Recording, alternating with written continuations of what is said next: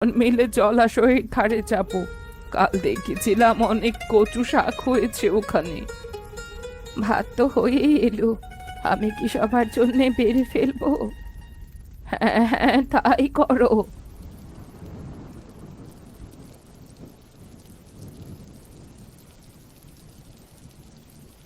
আচ্ছা, কত বছর হলো আমরা একসাথে আছি? তা তো অনেক বছর হবে, কিন্তু আজ আজ হঠাৎ এইসব জিজ্ঞাসা করছো? হুম, অনেক বছরই তো পার হয়ে গেছে, কিন্তু স্মৃতিগুলো এখনো মনে পড়ে, কিছুই ভুলতে পারি না। কেন মনে করতে যাচ্ছ কেন ওসব স্মৃতি? এসব মনে করে কি লাভ? আমরা এখানে সবাই মিলে খুব ভালো আছি, তিনজনের সংসার তো ভালোই কেটে যাচ্ছে। তারপর একদিন মারা যাব, এইটাই তো ভালো, তাই না? হ্যাঁ, আর কারো কাঁধে ভর দিয়ে চলতে হচ্ছে না, নিজেরাই পারছি নিজেদের খাবার জোগাড় করতে। হাঁড়িতে কি ভাত আছে আরো? থাকলে একটু দাও না। আজ কেন জানি এই দু চাংলা আলু সিদ্ধ দিয়ে ভাত খেতে খুব ভালো লাগছে। তুমি একদম ঠিক বলেছো গো, আজ আমারও খুব ভালো লাগছে। অন্য দিনের থেকে আজ এত মজা লাগার কারণটা কি বলো তো? কারণ আজ আমাদের সকলের পেটে অনেক ক্ষুধা, আর ক্ষুধা পেটে সব কিছুই খুব মজা লাগে। কথাটা তুমি ভুল বলনি, আজ আসলে খুব খিদে পেয়েছে। বৃষ্টির জন্য তো বাইরে যেতে পারলুম না, দুপুরে বাইরে যেতে না পারলে কিন্তু নুন ভাত খেয়ে থাকতে হবে। হুম, বৃষ্টিটা একটু কমলেই যাব জলাশয়ের কাছে শাক তুলতে।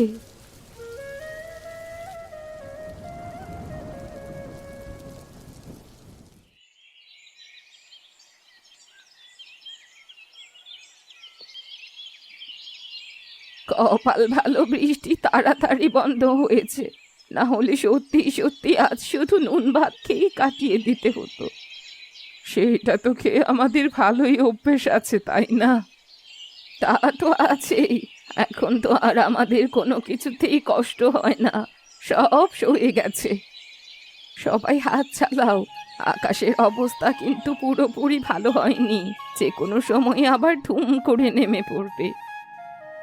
একদম ঠিক বলেছ, আস্তে আস্তে দেখছি আবার আকাশ কালো হয়ে যাচ্ছে। এমন অবস্থায় খিচুড়ি খেতে খুব মজা, এখন তো মন চাইলেই খেতে পারবো না।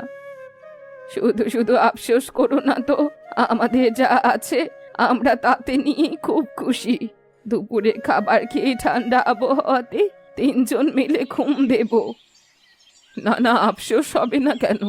এখন চলো, তিনজন মিলে তো অনেক শাক তুলে ফেলেছি, একদিনে সব শাক তুলে ফেললে অন্য দিন খাবো কি? চলো এখন।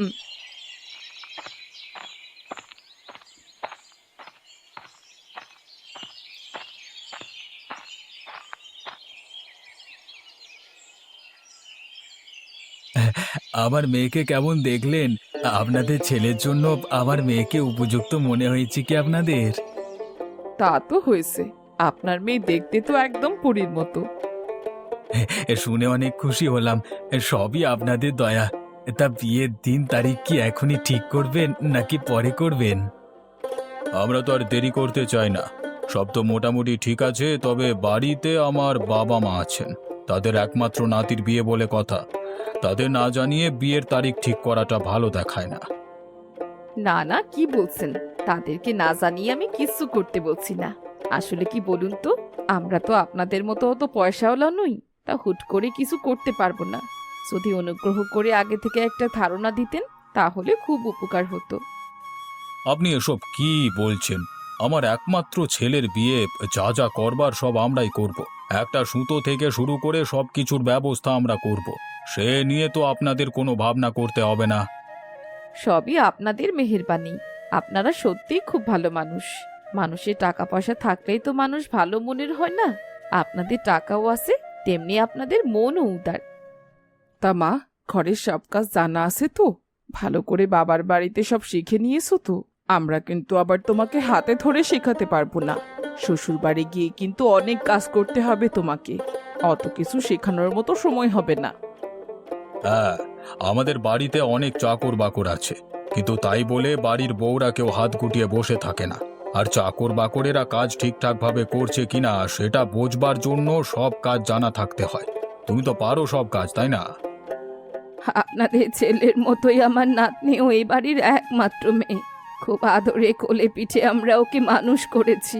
কখনো কোনো কাজে হাত দিতে দিইনি, রান্নাঘরে তো ভুলেও যেতে দিইনি। কিন্তু আপনারা শিখিয়ে পড়িয়ে নিলে ও সব শিখে যাবে। ও একবার দেখলেই পেরে যাবে, বসিয়ে বসিয়ে শেখাতে হবে না। না না, তাহলে এখানে কোনো নতুন সম্পর্ক করতে পারবো না আমরা। দুঃখিত। আরও একটা মেয়ে দেখেছি, ওরা আবার সব কাজ পারে, তবে দেখতে অতটা ভালো নয় দেখে আপনার বাড়ির মেয়েকেই দেখতে এলাম। আপনারা আমার শাশুড়ির কথায় কান দেবেন না। ওনার বয়স হয়ে গেছে, মাথা ঠিক নেই, কি বলতে কি উল্টাপাল্টা বলে ফেলে। আমার মেয়ে সবই পারে, আমি সব শিখিয়েছি ছোট থেকে। বিশ্বাস না হলে আমার মেয়েকে জিজ্ঞেস করে দেখুন না। সব বোঝারটা বুঝেছি আমরা, আমাদের কোনো ইচ্ছে নেই এই সম্বন্ধ করার। আমি চললাম। এই, তোমরা ওঠো সবাই। যাবেন না, দোহাই লাগে, যাবেন না আপনারা।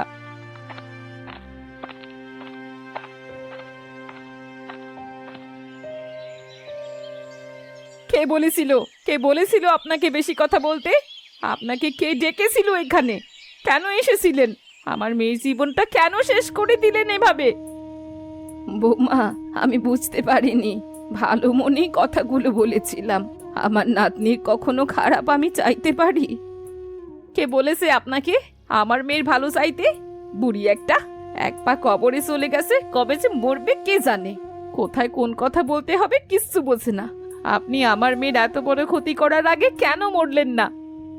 বৌমা, এ কি বলছো তুমি? দেখেছিস বাবা, তোর বউ কত বড় কথা বলছে আমায়। কোনো খারাপ কিছুই তো বলেনি সে।